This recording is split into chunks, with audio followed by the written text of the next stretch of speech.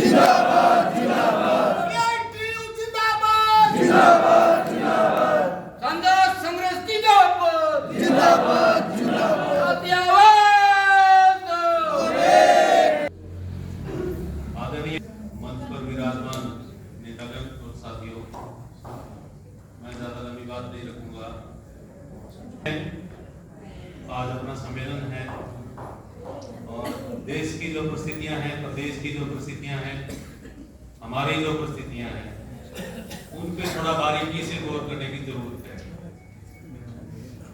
अपना देश 1947 में आजाद हुआ और देश का संविधान 26 जनवरी 1950 को लागू हुआ। जिस संविधान की हम आज बात करते हैं, जिसके तहत हमें अधिकार मिले हुए हैं, जिन अधिकारों के तहत हम लड़ाइयां लड़ते हैं, अपने हक मांगते हैं, और 26 जनवरी 1950 को देश के पहले प्रधानमंत्री ने बोलते हुए कुछ शब्द कहे थे, वो हमें एक बार याद करने चाहिए। उन्होंने कहा था कि आज के बाद ये देश संविधान से चलेगा, किसी एक व्यक्ति की, किसी एक राजा की या किसी की मनमानी नहीं चलेगी। संविधान एक किताब लिखी गई है, उसमें कुछ नियम कायदे और कानून लिखे गए हैं, जिसके तहत ये देश चलेगा। सबके साथ समानता का व्यवहार होगा, सबको अपनी बात कहने का अधिकार होगा, सब बराबरी पर रह सकेगा। और उसमें कुछ विशेष शब्द बोले थे उन्होंने कहा था कि आज के बाद सरकार का जो भी काम होगा, सरकार जो भी नीति बनाएगी, उस नीति का मकसद होगा इस देश की जनता की भलाई। यानी इसे देश की जनता का कितना भला हुआ। देखो कितनी बेसिक बात है ये।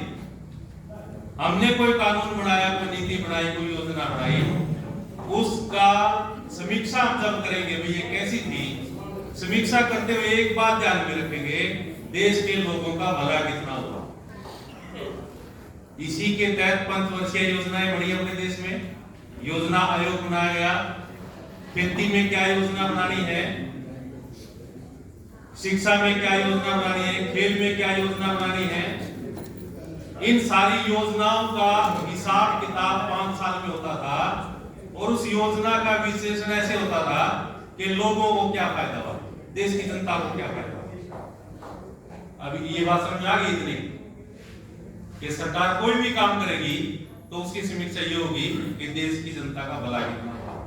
अगर हम आज की नीति का विश्लेषण करें, आज क्या नीति है, सरकार आज कोई भी नीति लागू करती है, उसकी समीक्षा आज कैसे की जाती है, पूंजीपतियों का कितना भला हुआ।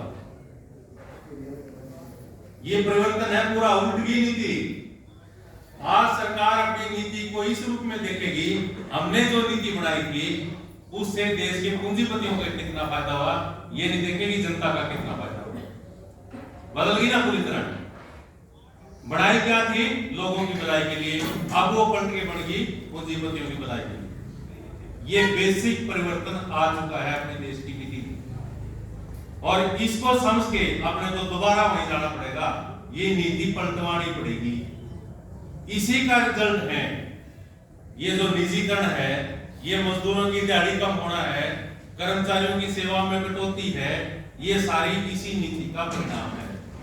अब लोगों का भला करना सरकार का काम नहीं है। लोगों को पीने का पानी मिलेगा, दवाई मिलेगी, स्कूल मिलेंगे, बिजली मिलेगा, पानी मिलेगा, या शुद्ध पर्यावरण मिलेगा, पेड़ पौधे लगेंगे, लोग बीमार ना हो, ये सारे काम अब सरकार के नहीं है। सरकार का काम है पूंजीपतियों को कितना फायदा मिले।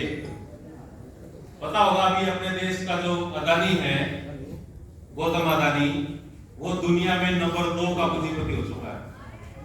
पूरी दुनिया में अमीरी में उससे ऊपर एक आदमी रह गया सिर्फ। और सरकार ये चिंतित ये कर रही है, अपने मोदी जी चिंता में भी गया कि कसर रहेगी, मेरी तपस्या में की कसर रहेगी, 1 नंबर पे क्यों नहीं गया, उसकी तो चिंता रही हो 1 नंबर पे चला जाए। लेकिन नीचे जो मजदूरों की और कमा के खाने वाले लोगों की क्या हालत है, क्या उनकी दिहाड़ी है और कितनी महंगाई बढ़ गई, खर्चे कितने बढ़ गए जीवन के।